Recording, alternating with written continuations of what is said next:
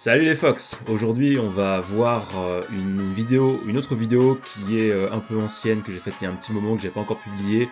C'est avec Chris, une personne qui va vous parler de philosophie et de technologie.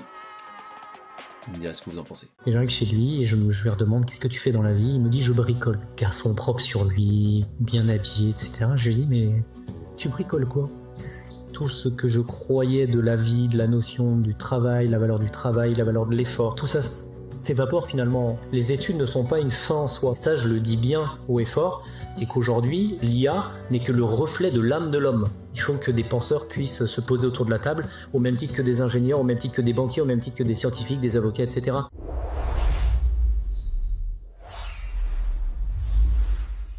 Notre invité ce soir s'appelle Chris. Il va nous parler de philosophie, de technologie et bien évidemment de blockchain, d'intelligence artificielle. La philosophie est quelque chose avec la technologie qui ont marqué sa vie, qui ont marqué son histoire. Et aujourd'hui, j'ai le plaisir d'accueillir Chris. Bienvenue Chris. Bonjour Alexis. Je te laisse prendre place. Merci. Toi, à la base, tu étais banquier. Alors, à la toute base, j'ai un background littéraire, donc littérature, philosophie. Et comme je suis un homme logique, effectivement, j'ai terminé en banque. Donc le raccourci est parfois original.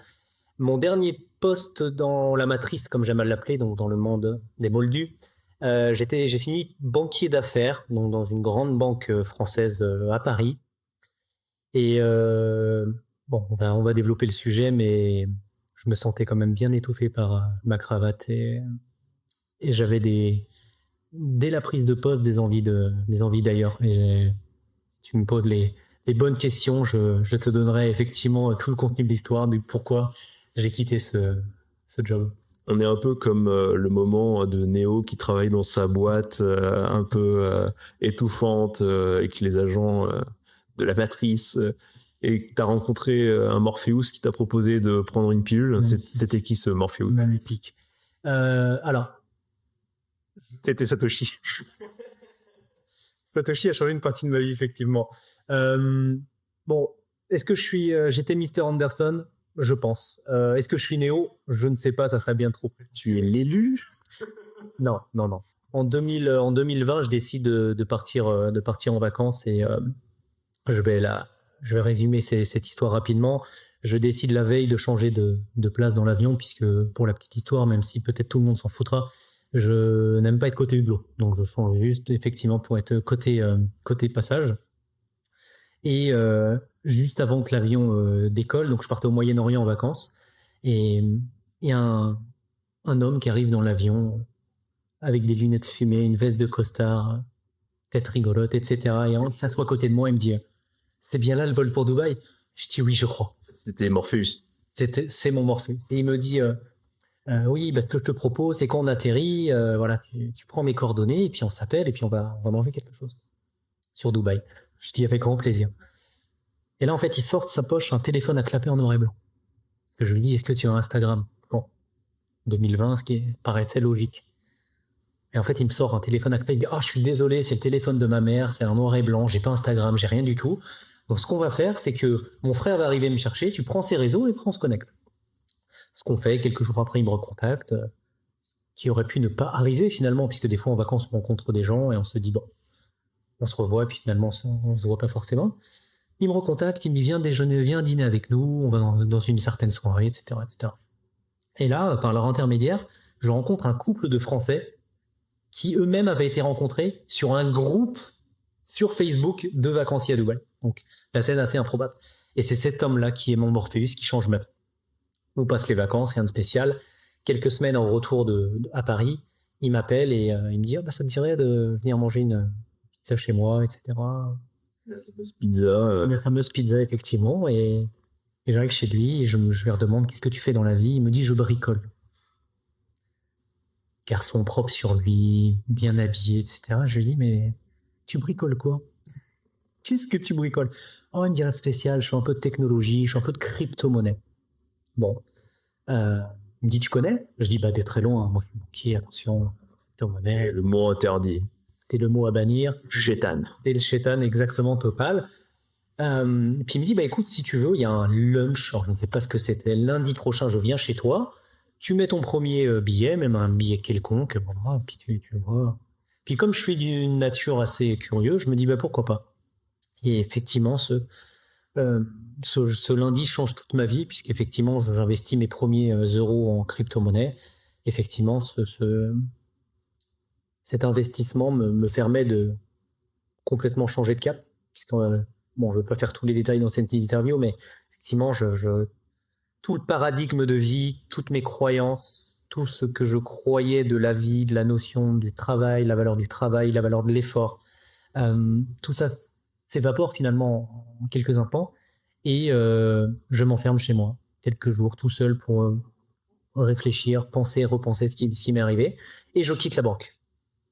Je quitte la banque. Et je décide de partir à l'étranger, de retourner à l'endroit où effectivement j'ai rencontré cette personne, et je décide de me former. Parce que contrairement effectivement à la plupart des investisseurs, j'ai d'abord gagné avant de comprendre. Voilà.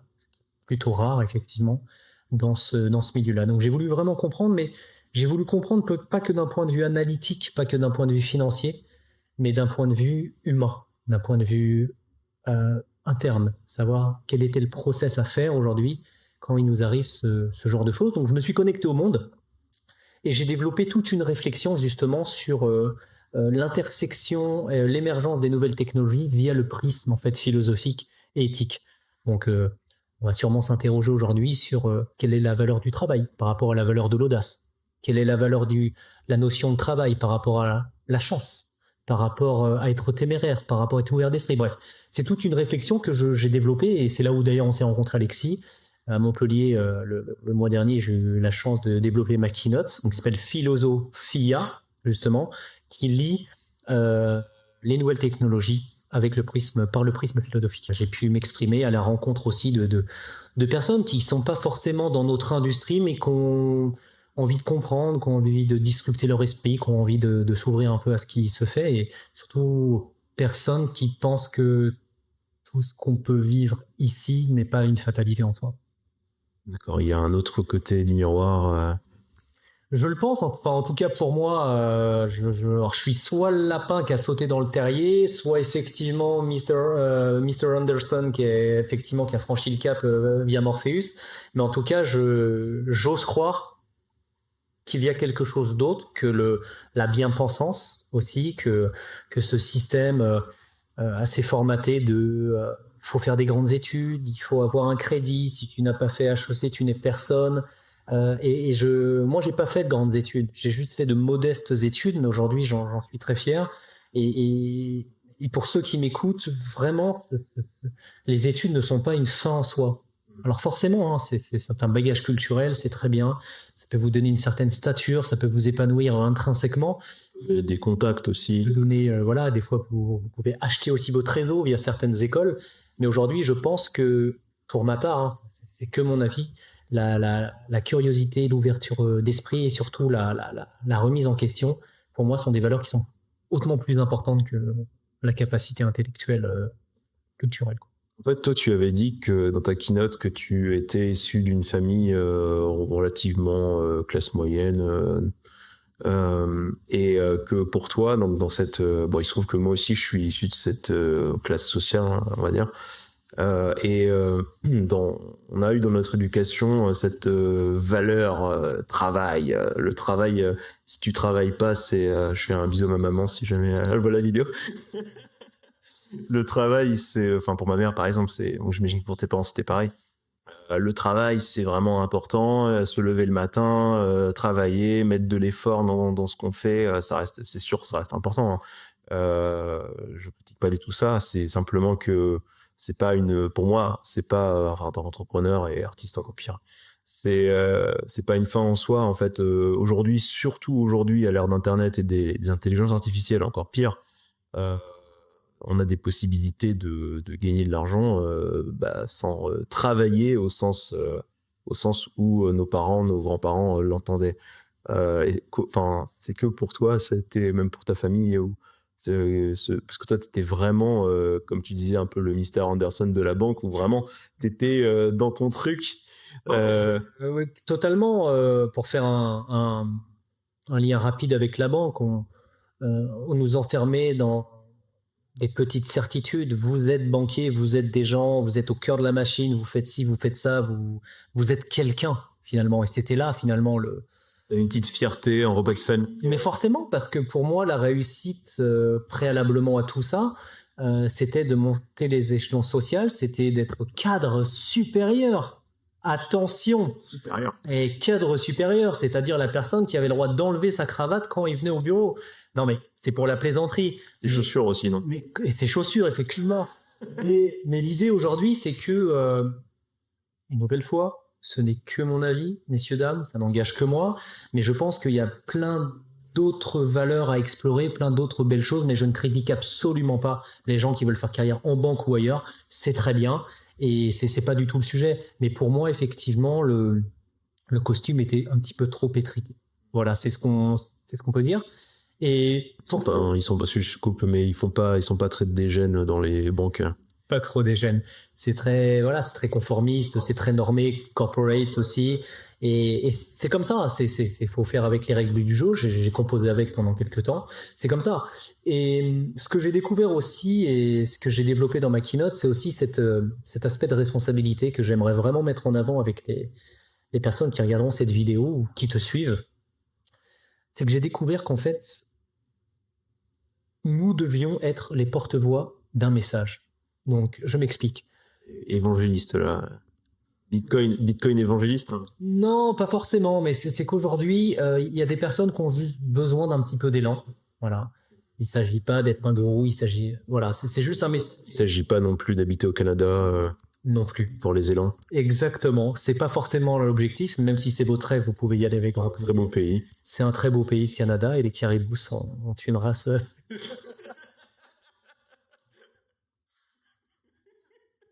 Tu disais. Et je disais vraiment que toutes les rencontres qu'on fait au sein du Web3, au sein de conférences, de salons, de keynote, de ce que tu veux, finalement, le dénominateur commun, c'est le sens de la responsabilité. Dans le sens où les gens qui sont éveillés ou qui sont en cours d'éveil se doivent pour moi de donner un message et d'au moins donner l'information aux gens qui ne le sont pas encore. Puisque si la technologie a changé ma vie, je pense qu'elle a changé la vie de bon nombre de personnes. Et je ne parle pas forcément que de crypto-monnaie. Je peux parler de gens, de start-upers qui ont lancé effectivement un produit innovant. Je pense effectivement à des entrepreneurs qui ont lancé un service disruptif. Peu importe finalement la nature, mais je pense que comme toi, comme les copains qu'on peut avoir dans le Web3, je pense qu'aujourd'hui, c'est aussi de notre devoir d'en parler. Voilà. On n'est pas là pour convaincre les personnes, mais on est là au moins pour donner l'information, parce qu'il y a plein de personnes qui ont une méconnaissance totale de l'univers dans lequel on est, et il y a tellement de possibilités avec l'émergence des nouvelles technologies de gagner sa vie, mais surtout de construire ses rêves aussi, parce que notre industrie, c'est pas que de l'argent. C'est aussi pouvoir faire des choses qui nous animent et qui nous portent. C'est des soirées ensemble, on se retrouve entre builders, entre gens intéressés, on onboard aussi les nouveaux, et on est dans le partage de bonnes pratiques, le partage de connaissances, et ça, c'est vraiment propre à notre milieu aussi. Donc, c'est pour ça que je me retrouve beaucoup là-dedans. Moi, personnellement, j'ai toujours eu du mal aussi avec les cases. Et il y avait que deux types de personnes avec qui je me sentais plutôt à l'aise pour travailler. C'était les artistes ou dans l'animation. Et sinon, c'est les gens du Web3 parce qu'il y a cet esprit d'un peu de pionniers, d'innovateurs et les entrepreneurs aussi. Les gens qui veulent créer, en fait.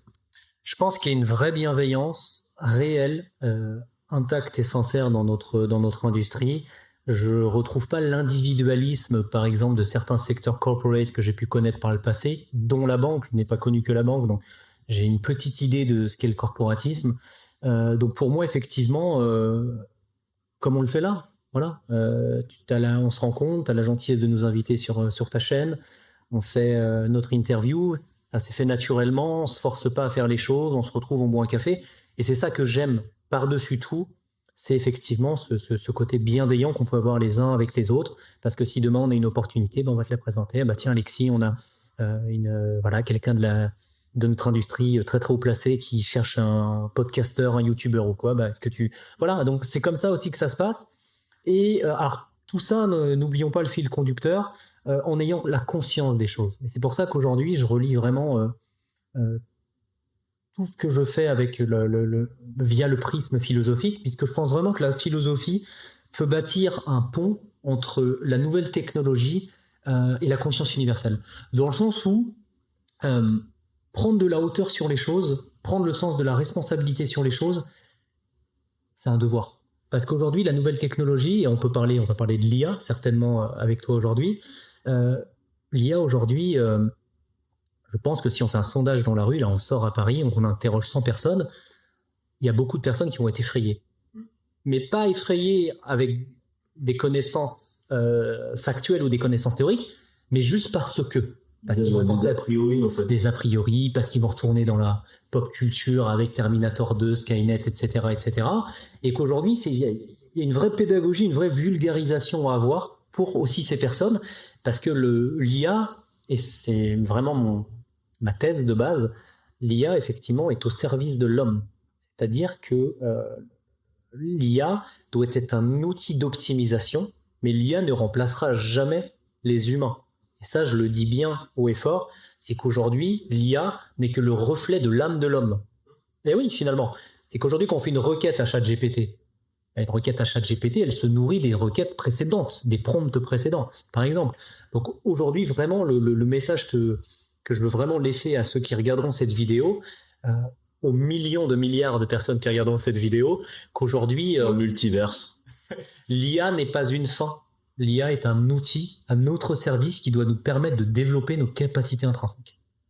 Moi, ce que je dis souvent, c'est, et je crois que je l'ai dit dans une précédente interview avec Ulysse, c'est que l'humain est la première IA, d'une certaine manière. On a déjà un tout en nous, en fait, même en termes de conscience, si tu t'intéresses à la culture yogique, etc., et autres. Et en fait, ce qu'on essaie de faire avec l'IA, les robots, etc., c'est se reproduire nous-mêmes. On a une sorte de volonté comme ça de l'humanité à essayer de faire ça. Mais effectivement, oui, c'est un reflet. Ça se nourrit mutuellement. Je pense qu'il y aurait un dialogue entre l'humanité, on va dire entre Sapiens et entre les IA qui sont peut-être une autre espèce. Et il y aura ce dialogue permanent entre les deux, j'imagine. Mais je suis en phase avec ce que tu dis, et je rajouterais qu'aujourd'hui, il ne faut pas non plus avoir on va dire idolâtrer aveuglément non plus. Effectivement, l'IA, il faut avoir un recul sur les choses, il faut avoir la conscience, effectivement, qu'aujourd'hui, c'est l'homme, avec un grand H, donc les femmes et les hommes, créateurs, effectivement, de ces technologies. C'est-à-dire qu'aujourd'hui, la technologie ne se crée pas toute seule. Et dans ma keynote, je fais toujours le parallèle avec un texte que j'adore. Alors, pour ceux qui aiment la littérature, je vais en parler rapidement. On a pris un petit bouquin, on aurait pu...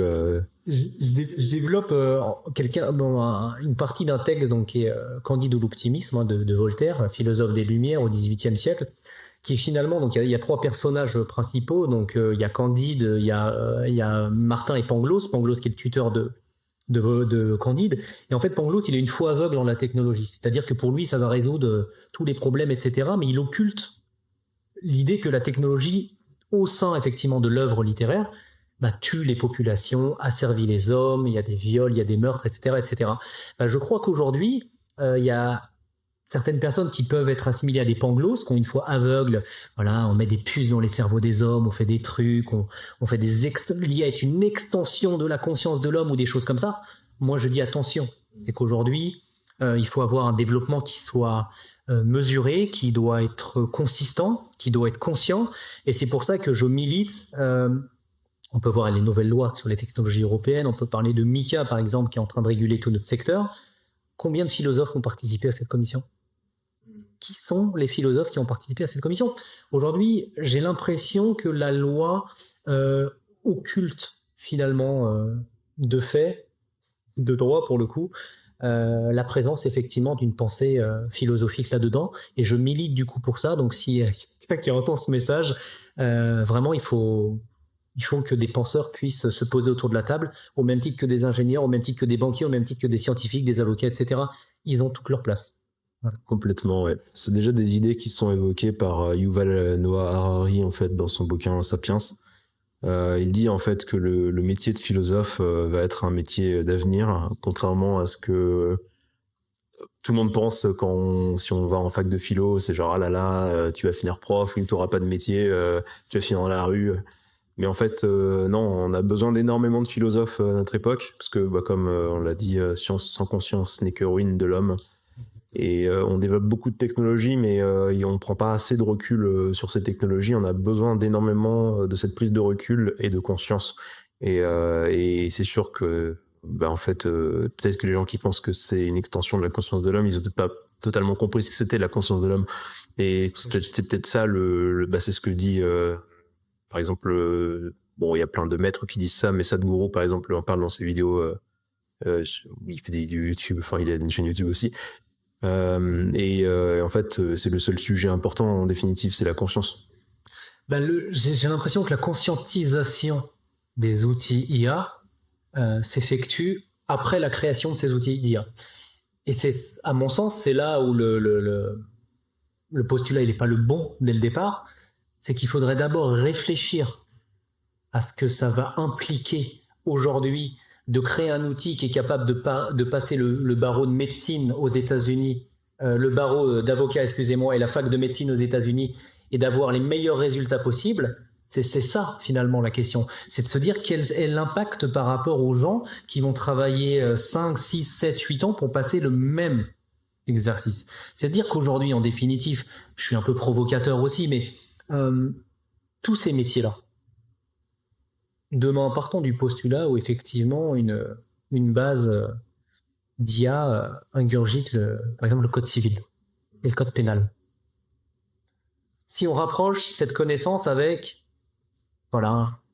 une voix, une pseudo conscience mécanique, etc. Aujourd'hui, quel sera le rôle demain, quel sera le rôle des avocats?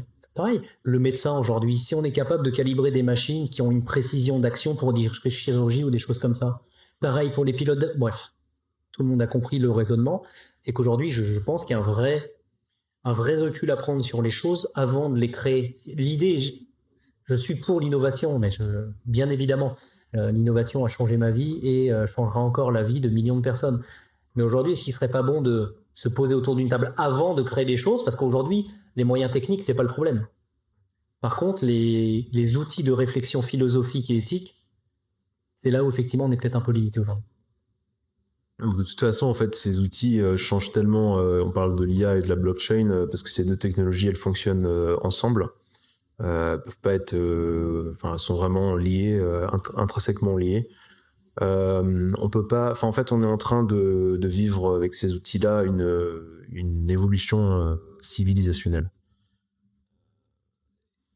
Et oui, il faut se poser autour d'une table et réfléchir quelle va être la forme de ce dialogue et comment on va réfléchir à tout ça et est-ce que ce sera impliqué, est-ce qu'on va impliquer les citoyens, est-ce que ce sera juste des technocrates et des gens choisis qui décideront de ça.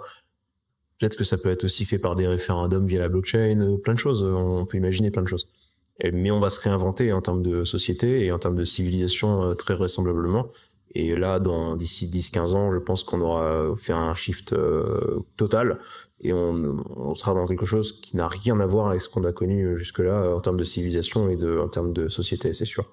Ouais, je suis tout à fait d'accord. Et aujourd'hui, on est à l'aube on est déjà au début de la 4e révolution. À l'aube d'un grand voyage, One Piece. Salut monde. Mais effectivement, on est à l'aube de la 4e révolution industrielle et peut-être même on est à l'aube d'une révolution philosophique aussi. Parce qu'aujourd'hui, on en est là. Dans 10-15 ans, j'espère qu'on sera encore là.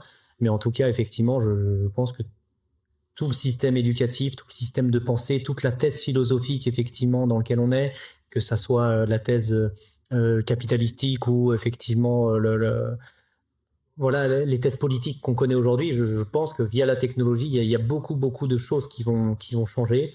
Et aujourd'hui, il faut être acteur de changement. C'est très important. Et justement, faut pas voir passer le train, comme on dit. Et je pense qu'il faut prendre tout ce qu'on peut prendre de positif par rapport à l'impact de la technologie dans nos vies, mais en étant conscient de ce qu'on prend. Comprendre les outils, les utiliser, utiliser l'IA si on est designer ou peu importe, pour rester en marche avec l'avancée de la technologie et éviter de se refaire supprimer, enfin perdre son utilité. Et ça peut même être une façon d'un empowerment au final. Et c'est sûr que ça rebascule plein de valeurs, notamment la valeur du travail. Qu'est-ce que va être la valeur du travail? Il faut gagner sa vie, il faut travailler pour avoir un rôle social et pour être bien perçu. Je dis j'ai pas de travail, c'est hyper mal perçu. De dire je suis ok, je suis chômeur, etc. ou peu importe. Enfin ou je suis RSA. C'est exactement ça. Et il y a une anecdote bon, assez frappante que je donne dans ma keynote, c'est que j'ai rencontré un jeune garçon qui avait moins de 18 ans au Moyen-Orient, qui était designer de NFT. Donc, pendant la grosse période effectivement du bull, du boom lié au NFT, donc c'était effectivement en 2021. Il avait designé un saumon numérique. Un saumon. Juste un saumon. Il m'avait dit que ça lui avait pris au moins 3 heures à créer. Et pendant le bull run, enfin pas le bull run, mais pendant la phase haussière de 2021, la très très grosse phase haussière, il l'a vendu 200 000. Le saumon remonte la rivière. Exactement. Et il l'a vendu 200 000 $. Donc aujourd'hui, pourquoi je raconte cette anecdote? C'est pas tant pour le montant, mais c'est pour le mettre en parallèle toujours avec, par exemple, les études qu'on demande à faire à un chirurgien, les études qu'on demande à faire à un architecte, à un avocat, ou justement pour rejoindre ton sujet, parce que c'est tout à fait lié, c'est la valeur du travail. Aujourd'hui, pour devenir effectivement, je sais pas, expert comptable ou devenir avocat au barreau, ça demande quand même un apprentissage, ça demande du travail, un investissement personnel, quelques nuits blanches, je suppose, quelques week-ends loupés avec les amis. Et quelqu'un, effectivement, bon, aussi talentueux qu'il est, il n'y a pas de problème. Aujourd'hui, 200 000 € à designer un saumon en 3 heures. Donc, c'est pour ça que c'est très important et je vous invite vraiment à réfléchir à ce sujet. C'est vraiment de prendre du recul sur tout ça, de voir ce qui est bon pour vous, de voir ce qui est bon à prendre et surtout garder cette espèce de vision quand même un peu traditionnelle de ce qu'est l'humain. Parce que bizarrement, les gens peuvent être surpris, mais rattacher quand même certaines valeurs qu'on avait quand on était plus jeune. Alors je sais plus quel âge tu as, 28, Alexis, bon 28, ok. Moi j'ai connu l'époque où j'allais voir mes amis en vélo et s'ils étaient pas chez eux, bah, je refaisais la route, voilà, parce que j'avais pas de téléphone portable. Et finalement la jonction d'un monde, effectivement, parce qu'on est passé d'un monde à un autre monde finalement, et là on est en train de créer effectivement un troisième monde. Voilà, je pense qu'il y avait des valeurs qui étaient quand même saines, qu'il ne faut pas quand même perdre de vue. La camaraderie, la fraternité, d'une certaine manière, voilà. Et est-ce qu'aujourd'hui, pour s'interroger, est-ce qu'aujourd'hui la technologie ne nous sépare-t-elle pas plus qu'elle nous rapproche? Aujourd'hui, c'est aussi la question que j'avais posée à Montpellier, mais c'est aujourd'hui, avec combien de tes contacts LinkedIn t'as été boire un café en vrai, par exemple? Aujourd'hui, combien de temps on passe Deux aujourd'hui. Est-ce qu'on passe aujourd'hui, le temps qu'on passe effectivement sur les réseaux sociaux, est-ce que c'est pas, et j'en suis le premier, effectivement, à passer beaucoup de temps sur les réseaux sociaux, et beaucoup de trop. Aujourd'hui, est-ce que c'est pas du temps qu'on pourrait mettre à profit pour réfléchir sur ce genre de thèse, pour rencontrer le vrai monde, pour aller voir des vraies conférences IRL, pour faire des interviews? Voilà. Donc c'est aussi tout ça que j'amène comme réflexion. Donc n'hésitez pas à commander votre conférence, bien évidemment. Un petit peu d'auto-promo, ça fait du bien. Mais aujourd'hui, on peut s'interroger tous ensemble sur ce genre de sujet via le prisme philosophique. Si ça vous intéresse, vous avez les liens en description. Génial. C'est très juste. Après, de toute façon, ça dépend de la manière dont on conçoit les choses et dont on les utilise. C'est pas comme le couteau. Est-ce que le couteau, il sert à tuer des gens ou à couper du saucisson ou couper autre chose? Et donc, tout dépend de comment on utilise les technologies et comment on design aussi les technologies. Et ouais, bon, moi, c'est pareil. Les réseaux sociaux, là, le fait d'avoir pouvoir faire ça, toucher des gens, que des gens puissent entendre ton message aujourd'hui et ce qu'on a raconté. C'est la technologie qui permet de faire ça. Nous, moi, je suis vraiment un gars des événements, j'aime les rencontres physiques. Mais effectivement, l'usage que j'ai des réseaux sociaux, et je passe aussi beaucoup de temps dessus, pour le travail, etc. Pour moi, c'est lié en fait. C'est les gens, pour le coup, pour moi, c'est lié. Les gens que j'ai dans mon réseau, en général ou très souvent, c'est que je peux les rencontrer en événement, mais c'est mon cas particulier. Après, je sais qu'il y a beaucoup de gens, justement, ils sont contents de rencontrer des personnes dans les événements type NFT Paris et autres, parce que parce que c'est derrière un pseudo, il y a des vrais gens. Moi, j'ai pas ce rapport-là. Vraiment, c'est l'inverse pour moi. C'est vraiment, je rencontre les gens physiquement. C'est un homme de contact. Je suis un homme de contact, un homme de terrain. Non, mais t'as raison. Et je pense qu'il faut garder ce lien vie réelle. Alors, on va pas repartir sur une autre conversation. Qu'est-ce que le réel? Déjà, j'ai bien nommé parce que la vie. Non. On va pas aller trop loin, mais en tout cas, oui, c'est à l'image de cette interview, c'est quand même chouette de pouvoir se voir en vrai, échanger. Tu es vrai? Tu es réel? Ah oui, aussi. C'est un hologramme en fait.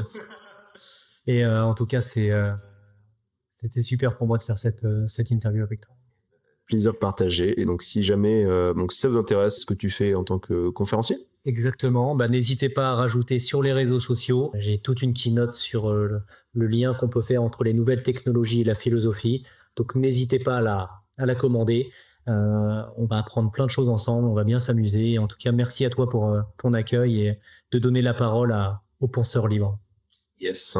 Et penser et pratiquer la philosophie avec la tech, c'est important.